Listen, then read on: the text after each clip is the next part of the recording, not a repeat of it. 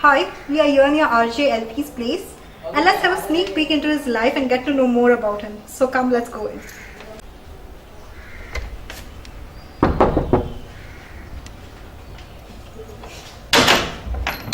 Good evening. Hi. Hi. Thanks How for are you? having us. Not at all. Pleasure. Come in, come in. I hope you'll found the place easily. Yeah, we found quite easily. Yeah, you know, this house is a little bit out of the way. So, sir, for how many years have you been in RJ? I would say about 18 years now.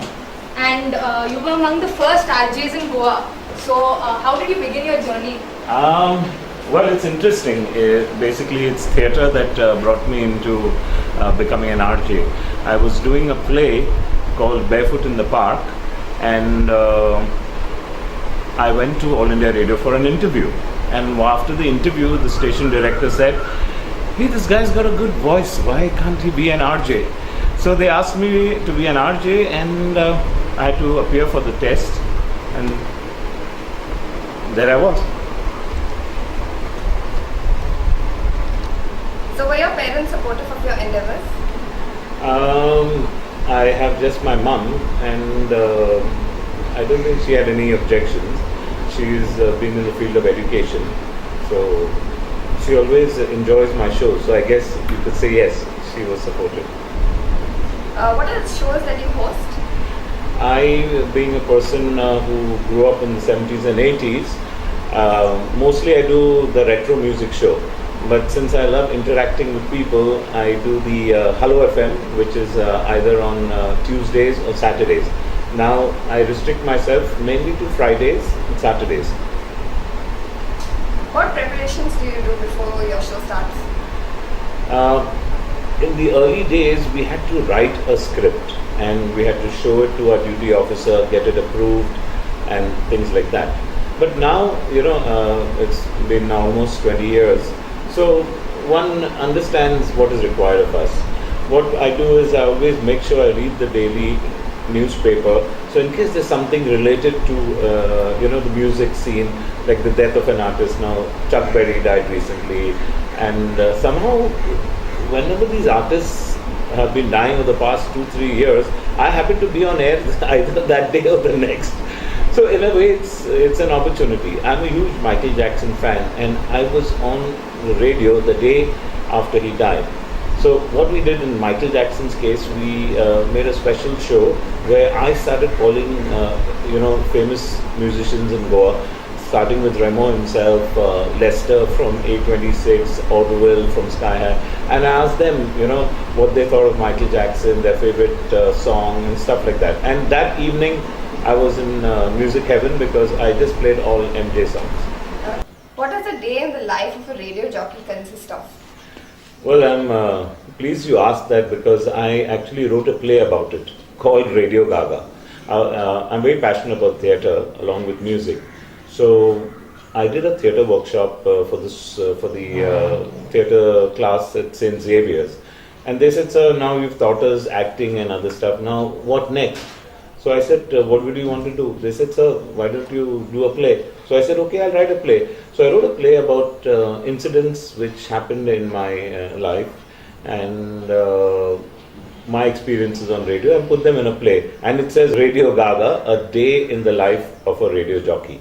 But what we have is, you know, at All India Radio, we are called for duties either in the morning or in the afternoon or in the evening. The morning duties include the breakfast show, and so we go there kind of on a cup of tea, do the show. Then the show is from 8 to 9. Then from 9 to 9:30 we have a little bit of a break. So we go and have a breakfast. Then 9:30 to 9:10 we have another show. So it goes on like that. In the evenings we do shows from 6 to 7, then from 8 to 9, and 10 to 11. So we have 2 hours in between. So that's how it works with us. We are not there full time. Okay. How important is scripting in your radio show? Or is it completely spontaneous? I don't think it's, you know, necessary to script, because the danger in scripting is that you tend to read rather than talk. On air, some of my colleagues, I can make out when they are reading, and I say, "Hey, why were you reading?" If you can make your script sound as though it's spontaneous, then that's fine. Scripting helps for certain kinds of shows. Like on Thursdays, we have a show called Sportingly Yours. So you need to have the material which you're going to talk about. How has being an RJ changed you as a person? As a person, I'm not too sure, because my personality is there as an RJ. The way I am outside the radio station is the way I am when I'm on air. I'm a very fun-loving person. I laugh a lot. I, ask all these silly questions. And being a foodie, mostly in my interactive shows, I ask, "Ais kite ranna?" or "I'm coming to eat. What's for dinner?" So my listeners, sometimes now they say, "Hey, just so you know, no, today we made mutton biryani," or just so you know. So, and I've said it sometimes, maybe that I like this dish. Like, someone said, ambade or something. I love ambade. They'll call next time and they'll say, "Hey, you're coming, I've made ambade for you." But one thing that it has taught me, radio, is that you have to do things on time. That you cannot delay. One, or say 10 seconds of silence on air is a lot. I've learned the value of time and the value of 1 single minute.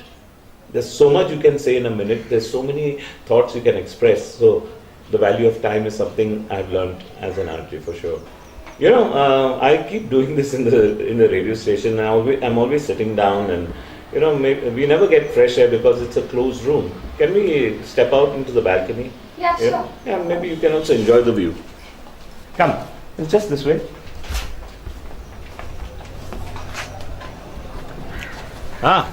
This is where I normally spend my mornings, upstairs, praying, or sometimes in the evening, just having a cup of tea or coffee. Actually, coffee, not tea. Yeah, there's a lovely view over here. So, Yes. sir, to continue the interview, can you share some of your memorable moments on air? One of my earliest interviews was with Louis Banks, and he came into the studio, and I knew about him as a famous world-class musician. And it's not that I was nervous, but I was like, I was excited. But the way he spoke, and he even did a little scatting on air, like, and he started talking like that. And the interview was supposed to be for about 15 minutes, went on for about 45. Okay. Interspersed with music and stuff like that. That was my earliest memories. I remember one anniversary we celebrate, FM Rainbow, I think it's 24th of Jan, where it is the day that FM was launched.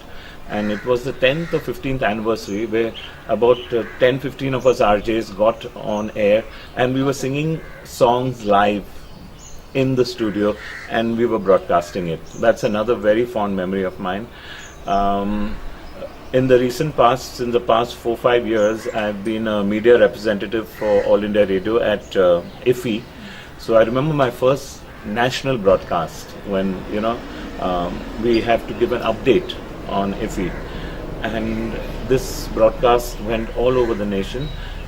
In about 15 minutes after my broadcast, some friends of mine phoned me from Bombay. "Hey, were you on the radio just now? We heard somebody sound like you." I said, "Yeah, it was me." So, that was something absolutely wonderful. And it's a common say that the job of an RJ is pretty easy. It's just about talking. So how difficult it is, in your opinion, to talk non-stop? If it were that easy, there would be more people talking than listening. If you notice, God gave us 2 ears and 1 mouth, which means we have to listen more and talk less. The challenge with an RJ is how much to talk, when to say, what to say. Okay, choice of words are important. Now, All India Radio being a family channel, we do not subscribe to cracking jokes on any communities, and so we have to be very careful about that. The music that we get these days, we have to look for the radio edit, because some of the lyrics are so explicit. And then how do you explain it? There have been a couple of occasions when suddenly colorful language has come into a song. I just fade the song out and I say that I'm sorry. you'll have to listen to that song on your own because we are a radio station. Is it necessary to have an outgoing personality to succeed as a radio jockey? Not necessary, because I know a few of my RJ friends who are quite reserved and quite this, but on air they are something else. A radio jockey is a link from one song to the other, and who is there to communicate a certain type of a show, a few facts once in a while. Nobody tunes into the radio to, for like a recipe or something, unless it's like a short thing, Let's say maybe a rub for a barbecue. Okay, so you want to try a barbecue on a different side, just take this and do it. The recipe, whatever you talk, should be over in 20-25 seconds.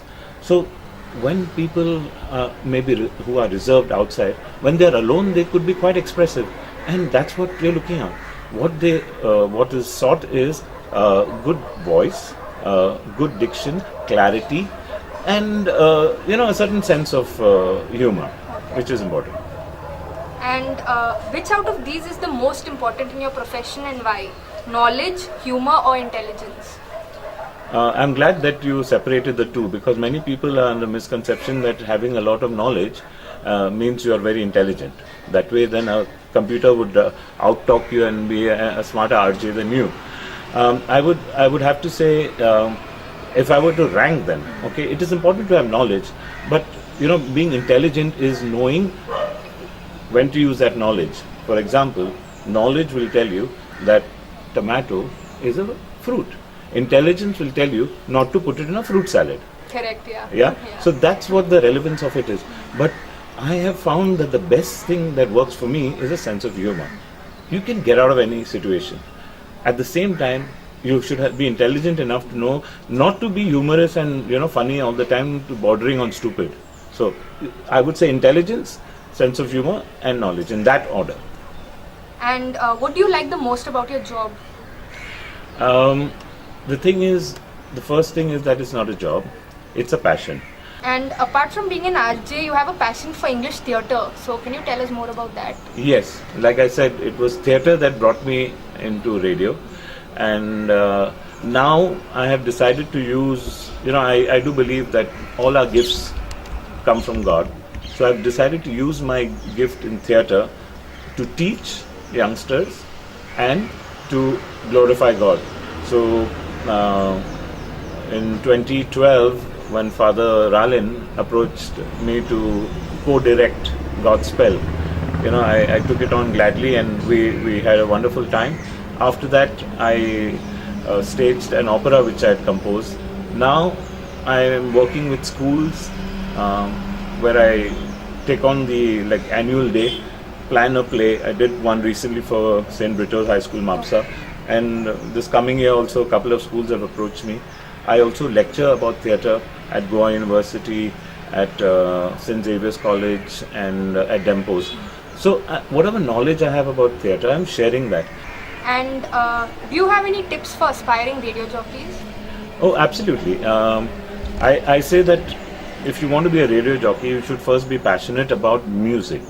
You should love music to the extent that, when you hear a song and it touches you, you should find out who wrote the lyrics, what was the situation behind it. Try and find, there's always a story behind a song. You need to develop your voice. I mean, I doubt Sachin Tendulkar would make a good radio jockey. Yeah, with this kind of voice, people, it is important. One good way to develop your voice is to sing, preferably in a choir. So it doesn't matter if you're a Catholic, Hindu, whatever religion, singing in a choir develops your voice, okay? And that texture in your voice, when it reaches audiences, it makes them, feel good. And also, you need to, nowadays, RJs need to be tech savvy, because all our music is now on the computers, and sometimes we go online, get a YouTube video playing the audio and stuff like that. So, but I would say in that order: first passion for music, then develop your voice, and then be tech savvy. And sir, could we please get a chance to witness a live performance of your radio show? So normally I say, hey, Goa, good evening. Welcome to 105.4 megahertz. This is Alfie. That's A for America, L for London, F for France, I for India. And today I'm going to add an excited, and E for excited. And I always end every show with thank you for tuning in. God bless your ears and God bless your patience. Till we meet again. Good night. God bless you and keep the faith.